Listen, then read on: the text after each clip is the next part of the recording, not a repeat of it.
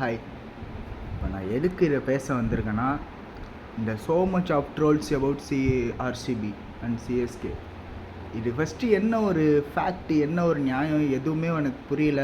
ஒன்றுமே எனக்கு என்ன பண்ணிகிட்டு இருக்கீங்கன்னே தெரில. எதுக்கு இவ்வளோ ஒரு வன்மத்தை கக்குறீங்க சிஎஸ்கே ஃபேன்ஸ்? அவன் இன்ன வரைக்கும் கப்பே அடித்தது இல்லைங்க. ஆர்சிபிங்கிறவன் இன்ன வரைக்கும் பிளே ஆஃப்னா என்னான்னு தெரியாது, எதுவுமே அவன் உள்ளே போனதே கிடையாது.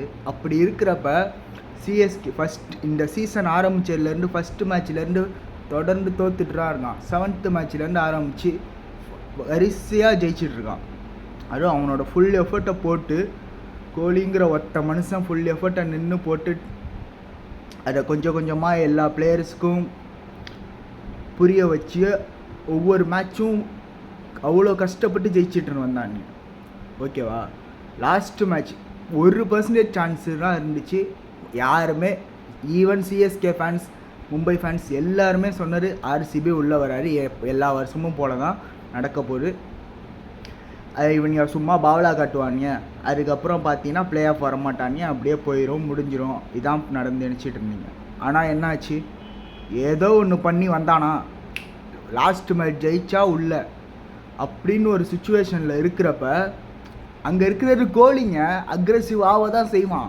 இதே இந்தியன் மேட்ச்சில் அவன் இதே மாதிரி ஒரு சுச்சுவேஷனில் ஆஸ்திரேலியாவையோ சவுத் ஆஃப்ரிக்காவையோ இங்கிலாண்டையோ ஏதோ ஒரு மேட்ச் நம்ம அடித்து உள்ளே வரப்போ கோலி இந்த அக்ரெஷனை காட்டியிருந்தா ஸ்டேட்டஸ் போட்டு கொண்டாடி இருப்பீங்களே. இது இப்போ மட்டும் யாரை பண்ண மாட்டீங்க? இப்போ ஏன்னா அவன் உங்களுக்கு ஆப்போனண்ட்டாக இருக்கானா? எனக்கு புரியல. அது கோலிங்க அப்படி தான் இருப்பான்.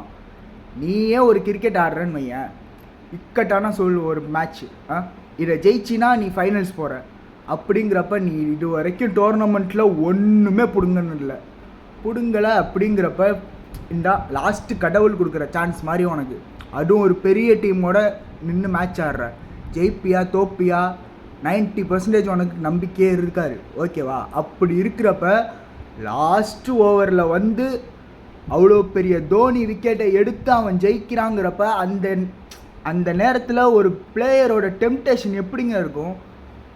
அது ஏன் உங்களுக்கு புரிய மாட்டுது? அந்த நேரத்தில் அவன் அக்ரெசிவ் ஆகதான் செய்வான். மனுஷனாக இருந்தால் அந்த நேரத்தில் எவனுக்கானாலும் எமோஷனை கண்ட்ரோலே பண்ண முடியாது. அது உங்களுக்கு புரியவே மாட்டுது. என்னமோ கோலியை போட்டு அந்த கிழிக்கிறீங்க, எனக்கு புரியல. இது மும்பையுமே இதே மாதிரி தான் நடந்துச்சு. ராஜஸ்தான் மேட்ச் நீங்கள் பார்த்தீங்கன்னா, ஆதித்யா தாரே ஒரு 4 அடித்தா உள்ளே வர மேட்ச் இருந்திருக்கும். அது எத்தனை பேர் பார்த்துருப்பீங்கன்னு தெரியாது. ஒரு 4 ஆதித்யா தாரேன்னு ஒரு பிளேயர் வந்து அடிப்பான். யாருக்கு தெரியும் ஆதித்யா தாரே? அதுக்கப்புறம் அந்த ஒரு மேட்ச் தான் ஆடினான். அதுக்கப்புறம் எத்தனை மேட்ச் ஆடிருக்கான், இது வரைக்கும் அவன் டீமில் இருக்கானா யாருக்குமே தெரியாது. ஓகேவா? அப்போ என்ன குதி குடித்தாங்க மும்பை. ஈவன் அந்த பிளே ஆஃப்ஸ் வந்ததுக்கப்புறம் மும்பை வந்து அந்த மேட்ச் அந்த வருஷம் கப் அடிக்கலை. ஓகேவா?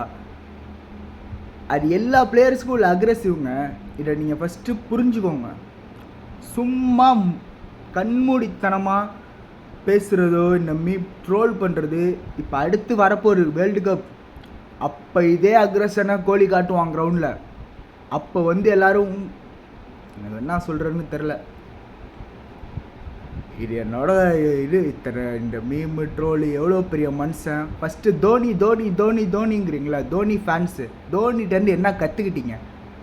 காம்னஸ். தோனியோட இதுவே காம்னஸ் தான். அந்த காம்னஸ் உங்கள்கிட்டே இல்லை. அப்புறம் என்ன நீங்கள் தோனி ஃபேனு?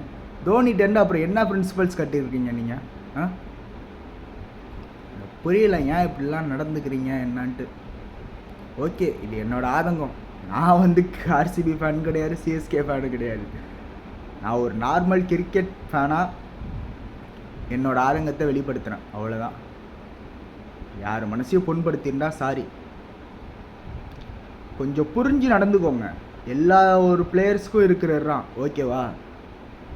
அந்த நேரத்தில் அவன் அக்ரெசிவ் ஆகிட்டான், இது பண்ணிட்டாங்கிறதுக்காண்டி நீங்கள் இவ்வளோ ட்ரோல் பண்ணுறது, கப்பே இல்லைங்கிறது. ஏன் உண்மையாக எதுவுமே கப்பே இல்லைங்க அவன்கிட்ட. இன்ன வரைக்கும் அவனுக்கு என்னானே தெரியாது. அப்படி இருக்கிறப்ப இப்போ உங்களை எப்படி சொல்கிறது, புரிய வைக்கிறேன்னா, எதுவுமே இல்லாதவனுக்கு பழைய சோறு கிடச்சா எப்படி இருக்கும்? அந்த மாதிரி தான். எதுவுமே இல்லை அவன்கிட்ட. அப்படி இருக்கிறப்ப சிஎஸ்கே மாதிரி ஒரு டீமை, அதுவும் தோனி லாஸ்ட் ஓவரில் ஹோப்பை இழந்ததுக்கப்புறம் தோனி விக்கெட் உளுந்து அவன் உள்ளே வரான் அப்படிங்கிறப்ப, ஜெயிக்கிறான் அப்படிங்கிறப்ப அவனோட எமோஷன் எப்படிங்க கண்ட்ரோலில் இருக்கும்?